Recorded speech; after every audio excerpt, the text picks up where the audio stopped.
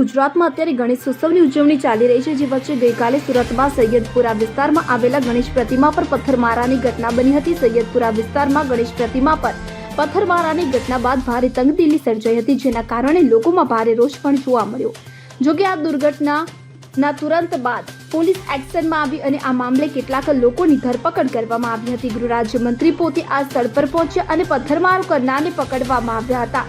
આ ઘટના બાદ ગુજરાત પોલીસ એક્શન મોડમાં આવી ગઈ છે। ગણેશ વિસર્જન અને ઈદ મિલાદના તહેવારોને ધ્યાનમાં રાખી રાજ્યમાં શાંતિ જળવાઈ રહે અને તેની તકેદારી રાખવામાં આવશે। આ મામલે ડીજીપી વિકાસ સહાયે બેઠક યોજી, જેમાં તેમણે જણાવ્યું હતું કે ગુજરાતમાં છેલ્લા 2 દિવસમાં 2 જગ્યા પર આ પ્રકારના બનાવ બન્યા છે। બંને જગ્યા સ્થાનિક પોલીસ તરફથી ત્વરિત કાર્યવાહી કરાઈ છે। સુરત શહેરના કમિશનર અને સિનિયર અધિકારીઓને ઘટનાક્રમ સમજી યોગ્ય કાર્યવાહી કરવા માટે આદેશ અપાયા। કાર્યવાહી કરાઈ તો સુરત શહેરના 6 જુવેનાઇલ બાળકો હતા કે જેના વિરુદ્ધ કાયદાકીય કાર્યવાહી કરવામાં આવી રહી છે। 6 જુવેનાઇલ બાળકો 13 થી 15 વર્ષની ઉંમરના છે। 28 જેટલા લોકોને કોમ્બિંગ કરી અટકાયત કરવામાં આવી હોવાનું જણાવ્યું હતું।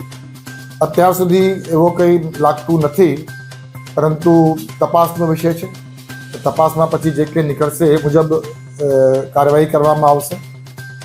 એ બાળકોની ઉંમર 13 વર્ષથી 15 વર્ષ સુધીના છે, પરંતુ જે કોઈ વ્યક્તિ હોય અને કોઈ પણ ઉંમરના હોય, કોઈ પણ સમાજના હોય, કાયદા તમામ માટે સમાન છે। એટલે તમામ માટે જે કાયદાકીય જોગવાઈઓ છે એ મુજબ કડક કાર્યવાહી કરવાની ગુજરાત પોલીસની સંપૂર્ણ તૈયારી છે। અત્યાર સુધી એવું આવ્યું નથી।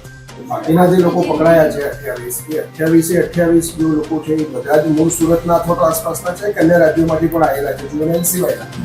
જ્યાં સુધી મને ખબર છે એ બધા સુરત શહેરના જ છે।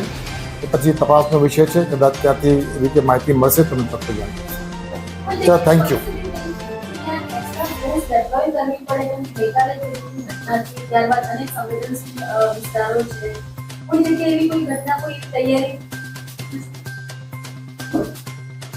ગણેશોત્સવની સંપૂર્ણ તૈયારી માટે દરેક એકમમાં એમની પાસે જે પોલીસ બળ છે એ ઉપરાંત વધારેની 30 કંપનીની ડિપ્લોયમેન્ટ અલગ અલગ જિલ્લાઓમાં કરવામાં આવી છે। સાવચેતીના ભાગરૂપે સુરત શહેરમાં ગઈકાલે સાંજે જે બનાવ બન્યા હતા તે ધ્યાનમાં રાખીને સુરત શહેરને પણ એડિશનલ SRP મોકલવામાં આવી છે। તે ટૂંકમાં ગુજરાત પોલીસની સંપૂર્ણ તૈયારી છે અને ફરીથી આ વાતને ભારપૂર્વક જણાવવા માંગુ છું કે અહીંના શાંતિને, અહીંયા શાંતિ જળવાય એ મારી ખૂબ અંગત જવાબદારી છે પોલીસ વડા તરીકે। એ જવાબદારી સ્વીકારીએ છીએ અને કોઈ પણ વ્યક્તિ, કોઈ પણ સમાજના હોય, જો એવા કોઈ પણ કૃત્ય કરે કે જેનાથી શાંતિ ભંગ થાય તો એના વિરુદ્ધમાં કડકથી કડક કાર્યવાહી કરવા માટે આપણે તૈયાર છીએ। Thank you. આપણે જાણીએ છીએ કે આવતા દિવસોમાં ગુજરાત રાજ્યના અલગ અલગ જિલ્લાઓમાં 16મી તારીખે ઈદ મિલાદ અને 17મી તારીખે ગણેશજીનો વિસર્જનનો કાર્યક્રમનું આયોજન થનાર છે। દર વર્ષની જેમ ચાલુ વર્ષે પણ ખૂબ ઉમંગ અને ઉલ્લાસ સાથે ગણેશજીના વિસર્જનનો આખો કાર્યક્રમ સંપન્ન થાય અને જે જગ્યા સ્થાપનાઓ થઈ છે એ તમામ જગ્યાઓ યોગ્ય સંખ્યામાં પોલીસ બળનો તૈનાત કરવામાં આવે તે અંગેની તમામ તૈયારીઓ કરી દેવામાં આવ્યું છે। ગણેશ વિસર્જન, ગણેશ સ્થાપના અને ઈદે મિલાદ ધ્યાનમાં રાખી આજથી 4-5 દિવસ પહેલાં વિડીયો કોન્ફરન્સના માધ્યમથી ગુજરાત રાજ્યના દરેક પોલીસ કમિશનર, દરેક રેન્જ વડાઓ અને દરેક પોલીસ અધિક્ષકશ્રીઓ સાથે એક મિટિંગ કરવામાં આવી હતી અને એ મિટિંગમાં તમામ એકમોમાં જે કંઈ તૈયારીઓ છે એ તૈયારીઓની એક સમીક્ષા કરવામાં આવી હતી। આપણે જાણીએ છીએ કે 16મી તારીખે ઈદે મિલાદમાં નાના મોટા આશરે 1000 પ્રોસેશન્સ અને ચાલુ વર્ષે ગુજરાત રાજ્યમાં આશરે 93,000 ગણેશજીની સ્થાપના થઈ છે. 17મી તારીખે આ 93,000 પૈકી 73,000 ગણેશજીની વિસર્જન 17મી તારીખે થનાર છે.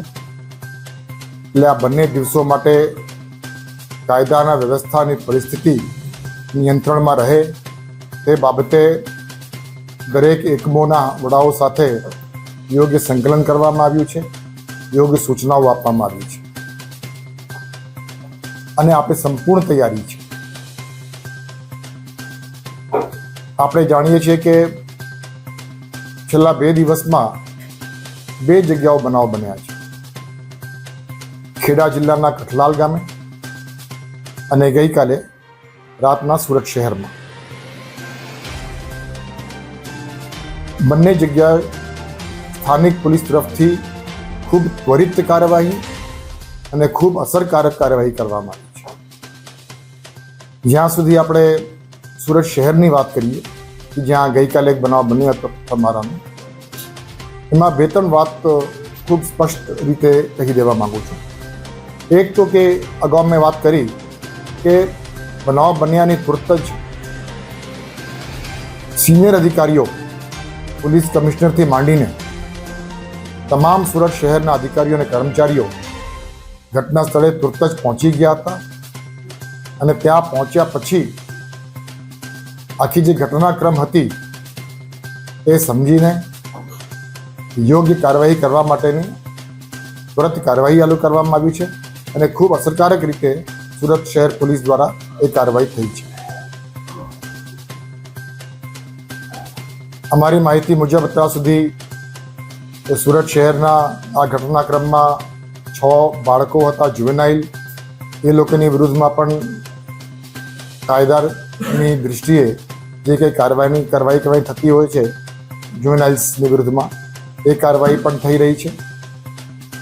અને જે અસામાજિક તત્વો હતા, જે લોકોએ સુરત શહેરનું શાંતિને દોડાવવાનો પ્રયત્ન કર્યો હતો, એવા 28 જેવા ગુનેગારોને પણ રાત્રે કોમ્બિંગ કરીને અટક કરવામાં આવી છે. ગુજરાત પોલીસના વડા તરીકે હું એક વાત ઉપર ખાસ ભાર મૂકવા માંગુ છું કે ગુજરાત એક શાંતિપ્રિય રાજ્ય છે અને અલગ અલગ જે બંદોબસ્તની તૈયારીઓ ગુજરાત પોલીસ દ્વારા કરવામાં આવતી હોય છે, એના ઉપરથી મારા જે છેલ્લા 30-35 વર્ષનો જે અનુભવ છે એના પરથી હું ચોક્કસ કહી શકું કે ગુજરાત રાજ્યના શાંતિપ્રિય લોકો આ તમામ હોળી હોય, દિવાળી હોય, ઈદ હોય, ગણેશ હોય, તમામમાં ખૂબ સક્રિયપણે પોતાની જવાબદારી સમજીને પોલીસને સાથ આપીને આ તમામ તહેવારોનું સફળતાપૂર્વક સંપન્ન આપણે કરવામાં સફળતા આપણને મળતી હોય છે. પરંતુ અમુક અસામાજિક તત્વો દ્વારા બ્યુરો રિપોર્ટ CN24 ન્યૂઝ. હવે જુઓ દેશ દુનિયાની તમામ ખબરો તમારી આંગળીના ટેરવે. ઉઠાવો મોબાઈલ અને Google Play Store પરથી ડાઉનલોડ કરો અમારી CN24 ન્યૂઝ મોબાઈલ એપ.